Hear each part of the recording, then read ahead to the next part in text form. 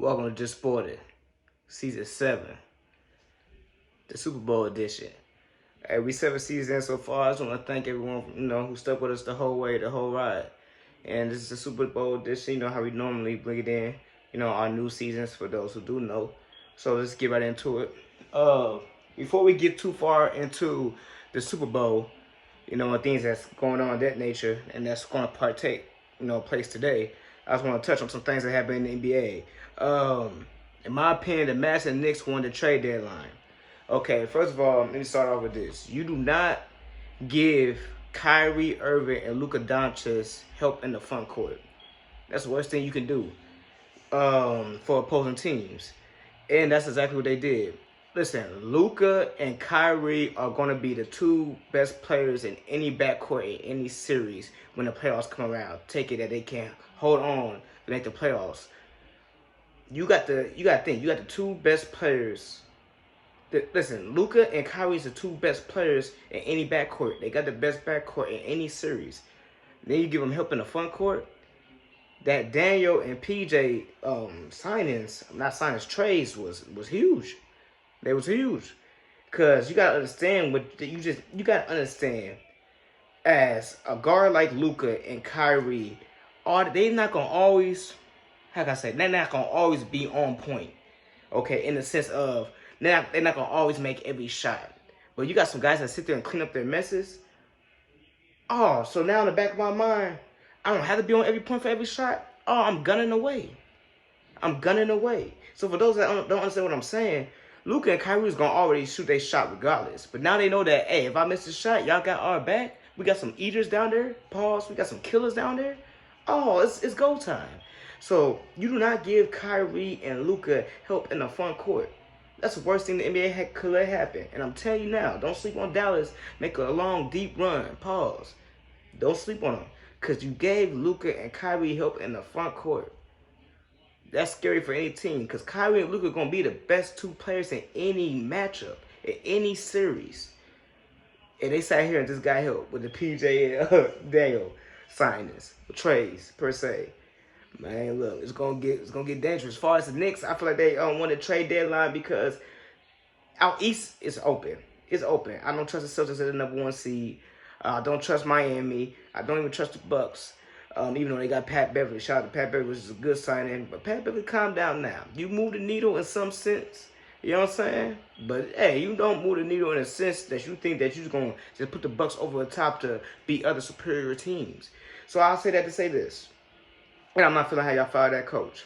He didn't deserve that.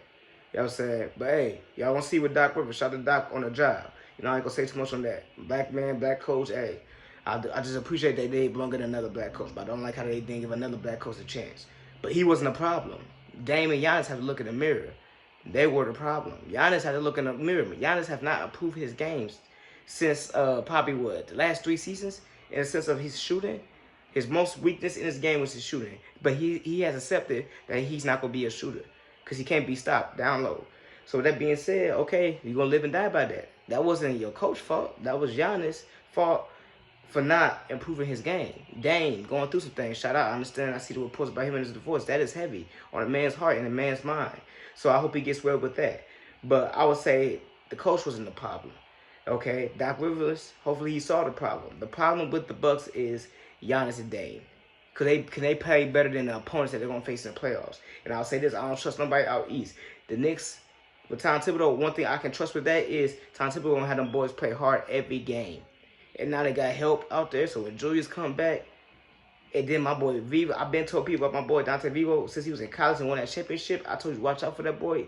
I wanted my Lakers to get him back in the day, but they didn't grab him. But like I said, they got help. Bronson's still playing out of his mind. No injuries, I understand. Josh Hart's still there. He's a worker. He's a hustler. And then the added help. You don't understand the help that they just got. It can put them over the top. It can, because they already had OG before they just made a recent trade. So now you add OG in with the trade. They just combine. I mean the trade they just had, and you combine all. They just got workers on workers. They got workers on workers, and they barely gave up nothing. If they gave up anything, hey man, watch out for them Knicks. All right, so we're gonna go into the next topic. We got oh yeah, my most dangerous team besides the two teams I just named that could make the playoffs. If the Lakers find a way to make the playoffs, it's gonna get dangerous. Cause right now I'm sitting here watching the Lakers play, my Lakers play, and I'm seeing LeBron just go through the motions. They play like a superior team, a team that he knows that's gonna get talked about. You know what I'm saying? A superior matchup. Like the Golden States or the Clippers. LeBron shows out. But the other matchups, he's just LeBron. Main thing I could just tell, he's just trying to get to the end of the season. You know what I'm saying? Make it to the second half of the season. After All-Star break, you're gonna really see him kicking in a gear. I like how they stayed pat with the additions that they made. But like I said, watch out for the Lakers. That's a dangerous team. AD still healthy, and I told people AD was gonna be healthy. He just signed a new contract. Y'all thought AD wasn't gonna. Y'all thought AD was gonna play. All right, I proved them wrong. I'm proving them wrong. You know what I'm saying? AD's playing. LeBron's playing. You know what I'm saying? And right now, I feel like they still not playing to their best. They're just going through the motions. That's what makes them dangerous. Because what makes the Lakers dangerous, in my opinion, you got to think. LeBron, if you let LeBron rest on, this is what people still don't understand. You let LeBron sit there and rest on defense and he ain't got to do so much, oh, he's going to kill you offensively every time. And he's going to then bring others along with him. I tell people this. Y'all want to know the key to beat LeBron? I'll give it to you right here. The key to beat LeBron is you just make him be the scorer. You take everybody else around him out the game. You got to bring it back to the early Cleveland days. You look at the early Cleveland days and when the Cavs and LeBron could get over that hump. Why was he losing? Because he had to do everything by himself. A lot of big part by himself. So he had to help with Big Z, Mo Williams was an all-star back then. No disrespect to them boys, but he had to do a lot by himself. And he would score 45. The famous Detroit Pistons game. He would score the 50s. The Boston Celtics game 7s to get to the finals, go against Orlando. He would score the 40s, but he would still lose. The key to beating LeBron James is you have to make him a scorer because he's a pass first. He's a pass first. But if you allow him to score and pass at his leisure when he wants and bring others along with him, oh, you in trouble. I say the best bet you can do to beat LeBron is take the others out of the game and you just make him it. You make him put that ball on the floor. You make him score. You make him shoot the long contested shots. You make him shoot the jumpers. But they're not going to do that. So you let him rest on defense. Not only letting LeBron rest on defense, listen, we got a swoop of Army 9 players that's on the wing defenders. Let's say they go against the Clippers. The wings out there, the Kawhis and PGs. And by the way, LeBron guard Kawhi the best out of any player. But I'm going to tell you why on other episodes. But anyway, let me get on this. But basically, like I said, LeBron doesn't have to guard the best player. He gonna send Cam. He gonna send Cam Reddish. Okay, no, Cam Reddish. Okay, where will you go out there? You go out there? No. So that's not enough. If that's not enough, Prince, you go out there. You know what I'm saying? He's gonna just keep throwing bodies out there. Oh, Spencer Dinwiddie, we just got you. We're gonna throw you out there. I don't have to guard the best players. I'm just gonna stay back. I just gotta do enough. You know what I'm saying? And then I'm gonna bring everybody along with me offensively. And then you gotta understand, AD is the biggest problem on that Lakers team. He's the best player on that Lakers team. So all anybody got to do is just anybody can get beat. The whole team can get beat off the ball, drive-ins. AD's right there to say today. And even AD can guard the best player because he normally does. See what I'm saying? That Lakers team is dangerous because they play defense. And then you got LeBron to save all his energy for the offense. And y'all still ain't figured out a way to stop this man offensively. But I'm telling you, the way to stop him offensively, it's not really stopping him if you think about it. Because you just let him sit there and try to score the points. And what you going to find a way to get the points. You see what I'm saying? So that's the best way. Hey, do what you want. But I'm telling you, the Lakers getting the playoffs is going to get dangerous. My dream scenario for the NBA playoffs, I would like to see the Lakers, Golden State, the Suns, and one other team, probably the Dallas Mavericks, probably all playing the play-in games. They get that 8 through, that 7 through 11 seed. I just want mayhem. Fuck it. You know what I'm saying? Well, though. Okay, yeah, the Lakers is too versatile, and they don't. Yeah. Oh yeah, another thing, if the Lakers don't fall in the Denver bracket, and that means they don't have to face the Denver Nuggets in the first round or the second round, they gonna make it back to the Western Conference Finals, in my opinion. Because I feel like they could beat any other team but Denver, and possibly the Clippers. But the Clippers got a lot of things to work on, which is that front court. And the Lakers' best thing they got is the front court. You see what I'm saying? So, like I said, if the Lakers don't, I'm trying to tell you, if the Lakers don't get in a Denver bracket in the first or second round, they're going to find their way back in the Western Conference Finals. But, hey, y'all gonna see what I'm talking about. They can make the Western Conference again. Clippers need another piece. The Clippers need another piece. Because I'm sitting here looking at the Clippers play, And all due respect to the the acquisitions, and y'all go on the previous just sporting videos and things like that. I told y'all what was gonna happen with the James Harden. I told you the Clippers was gonna work out. Everybody was overreacting the first 5, 6, 7 games. Everybody was overreacting. I said stay patient. It was during all them games that they lost. It was close. You can tell they always being too passive. But I will say this: they are still missing a piece. They're missing a piece. Because I'm sitting there watching. They get off to too many slow starts. The Clippers get off to too many slow starts. You still can't rely on PG all the time. You still can't rely on James Harden all the time. One thing you can always rely on is Russell bringing the energy and Kawhi being quiet. You know what I'm saying? Now, would that be enough to push them over the hump of the playoffs? We don't know. Because I just seen games where all they had to do was take the ball out of Kawhi hands and they don't score for multiple possessions. And in the playoffs, that gets scary because you're going to have teams that are going to dial in and game plan for that. So, is James Harden going to be able to be trusted? Is Paul George going to be able to be trusted? Now, if them two players, at least one of them two players, play lights out, they're going to beat any team. Because Kawhi going to always be quiet. But are they? You see what I'm saying? Paul George alone is the reason why Kawhi is not in the GOAT conversation.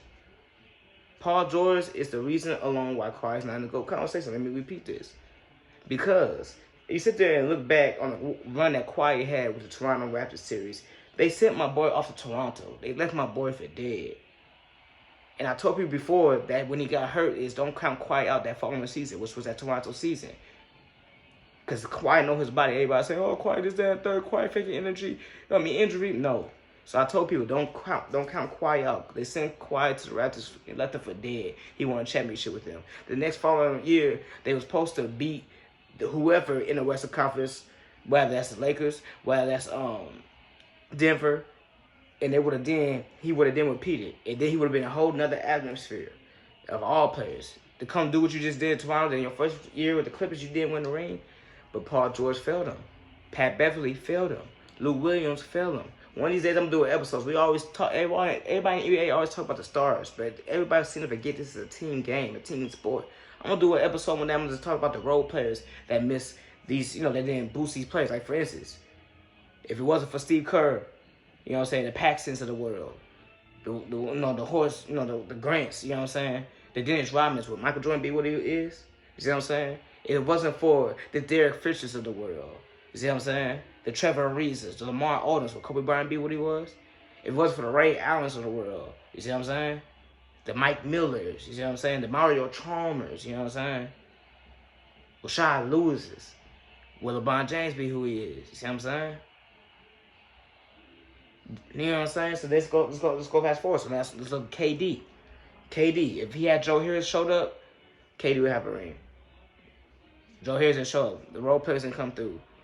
If Kawhi has Lou Will, Pat Bev, you know what I'm saying, show up, Kawhi would be bigger than what he is right now. So we got to talk about these things. That's why I say context is very important when we discuss these things. So Paul George alone is the reason why Kawhi is not in the GOAT conversation. So Paul George owes Kawhi. Paul George owes Kawhi. You know what I'm saying? He owes him that much. He got to come through. He got to find a way to lock in and be in the gym. I see him doing the thing. The podcast is doing the thing. And I hate when people be like, well, you need to get off the podcast and get in the gym. No, it doesn't work that way. You see what I'm saying? People have life outside of basketball. I'm glad that he's building his brand outside of basketball, out of the white man's brand. I'm glad he's building his own. But I will say this, PG, looking in the camera, PG, you have to show up. You owe Kawhi at least that much. You have to show up. Because you're the reason alone why Kawhi's not in the discussions. You look at when Kawhi went down in injuries, you didn't put the team over the hump. You had the Terrence Mann games in Utah, stuff like that. But he has to do his job. It's his time to show up. You know what I'm saying? Just in case Harden doesn't show up. PG, you got to be that one stable to Kawhi. I'm just saying. Yeah, the Clippers are like an energizer bunny on the glass. Harden has to prove his defense. His post-game defense was usually what made up for his own ball defense, but gotta improve for the playoffs. Russ, they gonna even be going at Russ defensively. They even went at Russ defensively. So things like that matter. You know what I'm saying? PG's got to stay sharp there. You know what I'm saying? Another thing I want to tap on just quickly.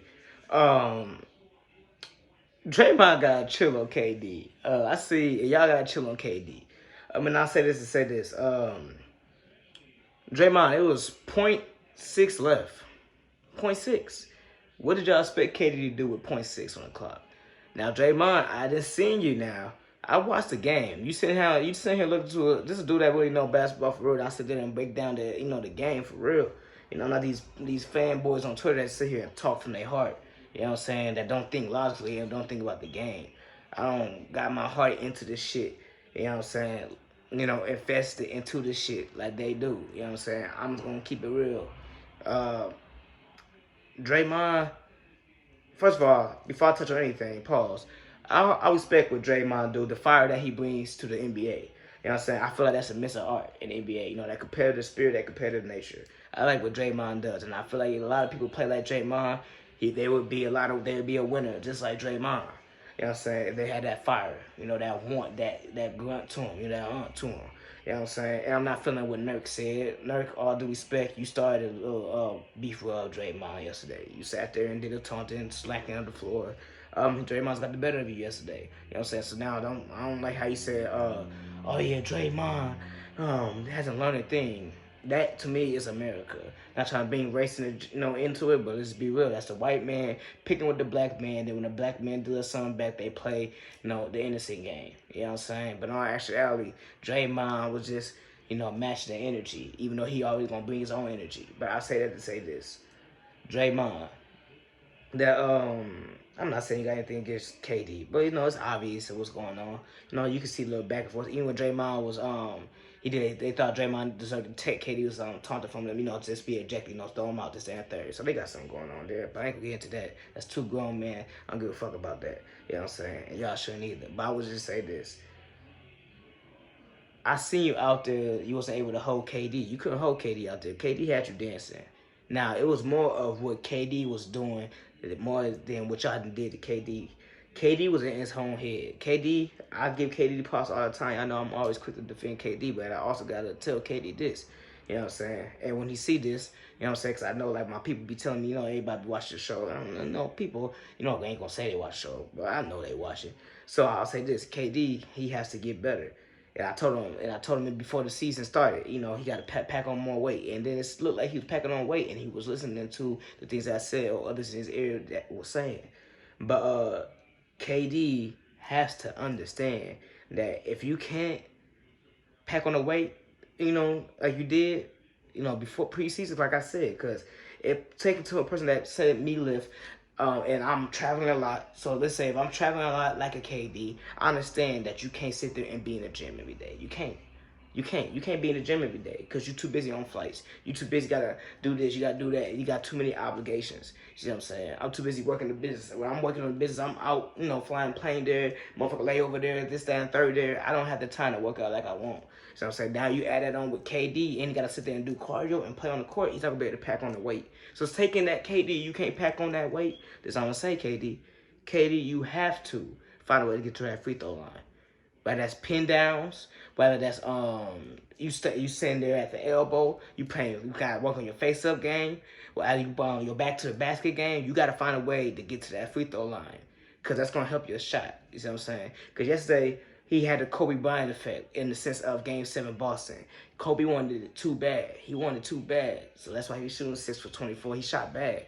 My dog, he shot too bad that game. I was really nervous he was gonna lose that game, but sometimes with KD press the most, that's when he's not at his best. You see what I'm saying? So I say that to say this. Draymond, I understand that you hype. You got any right to be hype. That you stopped KD on that last play. But it wasn't what you did. It was what KD did. KD was doing that whole game. They don't even get in that position if KD just make the shots he needed to make.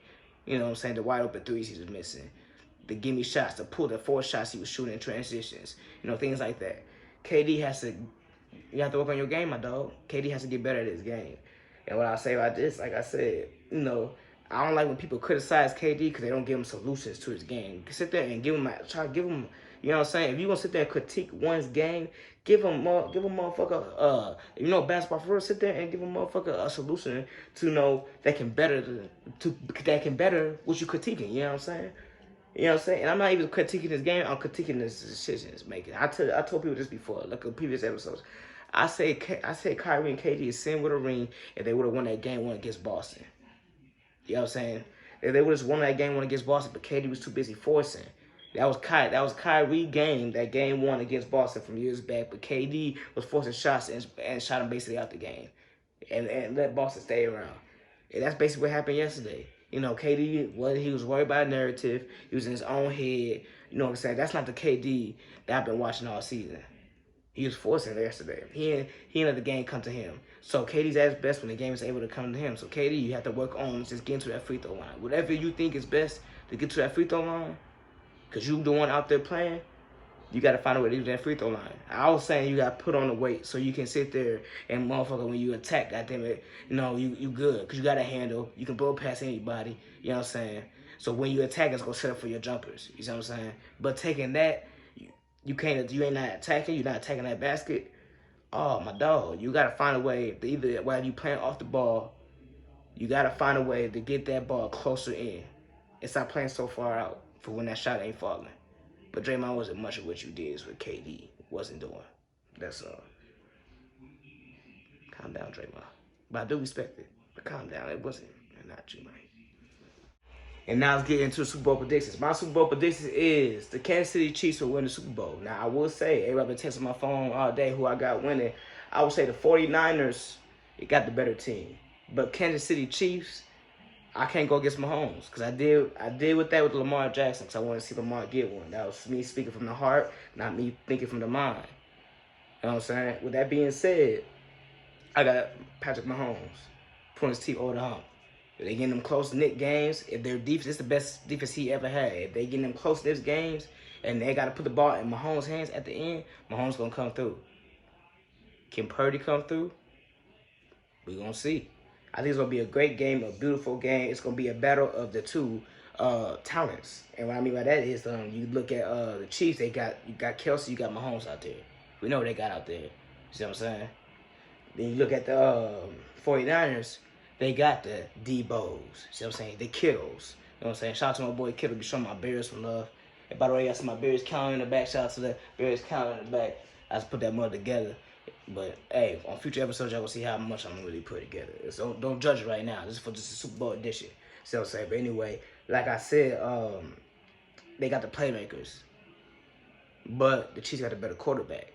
And I think both of the defenses is the same. So it's gonna come down to them playmakers and that said quarterback. See what I'm saying? And I don't never want to say the playmakers with the 49ers because Brock Purdy got to make them playmakers be them playmakers. The playmakers don't get the ball wasn't for Purdy. So I'm saying, I feel like 49ers got a better offense and defense. They got a better team than the Chiefs. But I just can't count out Mahomes and Andy Reid and Kelsey and Taylor Swift. Just Sporting. Season opener. Season 7. Love. See y'all soon.